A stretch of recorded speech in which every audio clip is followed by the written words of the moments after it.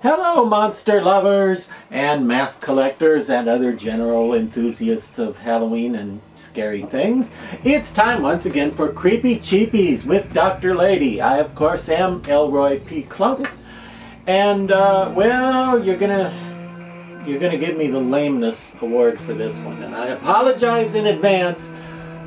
Tonight's mask, or today's mask, I should say, this morning's mask, pardon me, is based on an illustration from a book. I own a copy of the book that has the illustration in question on the cover, and I can't find it.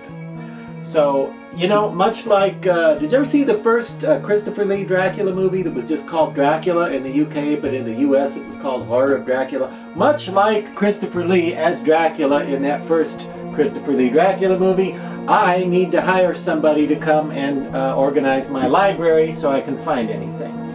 I finally gave up looking for the book in question, and I figured the only way to find it would be to go ahead and do this segment so that 5 minutes later I can, like, you know, trip over something. Oh, what's that? Oh, it's the book, you know, because that's how things happen. However, I couldn't find the copy of the one with the illustration in question on the cover, but I do have a copy of the Scary Stories to Tell in the Dark book that does in fact contain the illustration that was the inspiration for tonight's mask, today's mask. I keep thinking it's night, isn't that odd? Because it isn't. Where were we?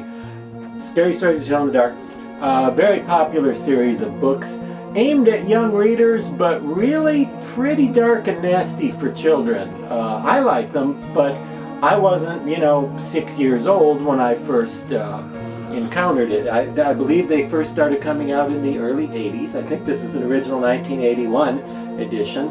But the movie version didn't come along until 2019 and was sort of a conglomeration of a bunch of these little scary blackouts, all sort of crammed together into one script to make it, one big story out of a lot of little itty bitty stories.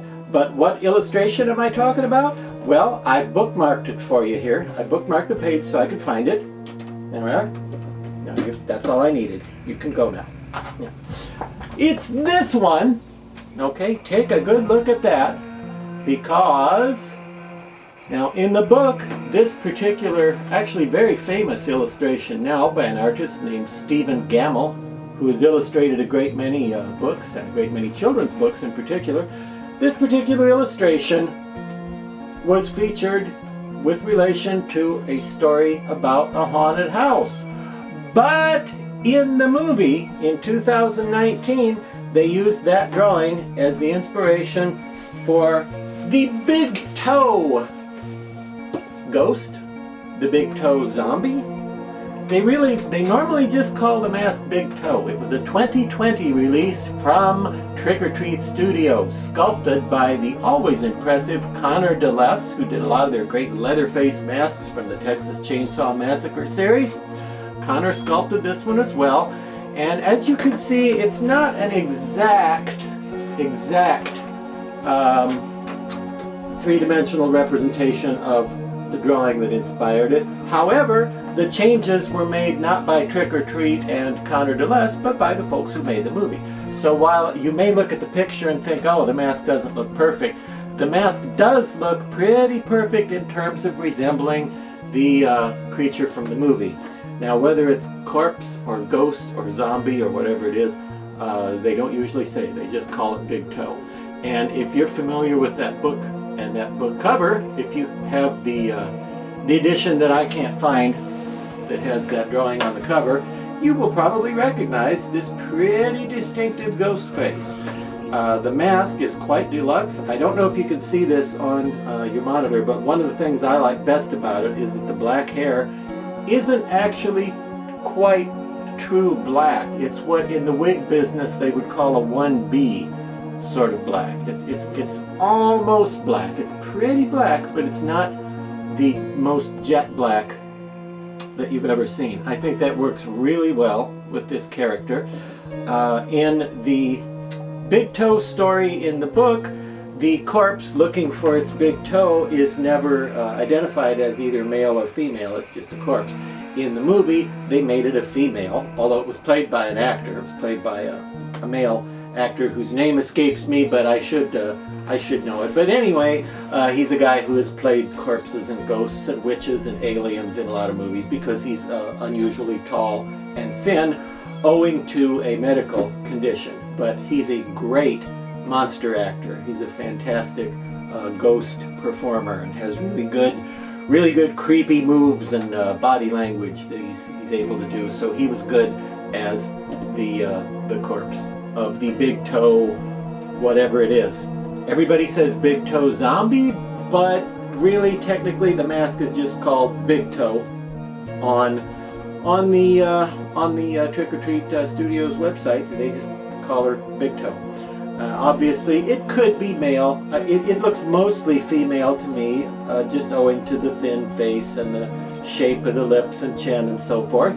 As you may have been able to tell in the close-up, there's black net, that mesh fabric, in the eye sockets so that nobody can see your eyes when you wear it. You can see out, but they can't see in. How creepy is this thing? This, I think, very creepy. On a scale of 1 to 8, I give this a creepy. Yeah. Very scary at Halloween, and obviously could be haunting the graveyard or really any part of a haunted house at Halloween, or any spooky scene, or just on a mannequin with a light shining up on it, looking out your window on Halloween, you know, to scare the trick-or-treaters, especially if you don't have any candy and you want to get rid of them and you don't want them to come, but just, and yeah, she could scare them away. A great mask, I think. Nice quality, nice paint job, and I haven't repainted this one. This is straight out of the bag from Trick or Treat. I believe these sell for around $60 to $65 American. What? No, don't quote me on that. I think that's correct. Anyway, good creepy hair, amazingly creepy sculpture with a nice, unusual, sort of faraway, wistful, sad sort of ghostly look to it, like an old-fashioned ghost. Such a nice mask from the 2020 Trick or Treat lineup. And now, you know, spending all this time thinking about her and her big toe has made me realize it's long past time that I trimmed my own toenails, so you go do something else, and I'm going to trim my own toenails now while I'm thinking of it so I don't forget again. Drive safely. Thank you.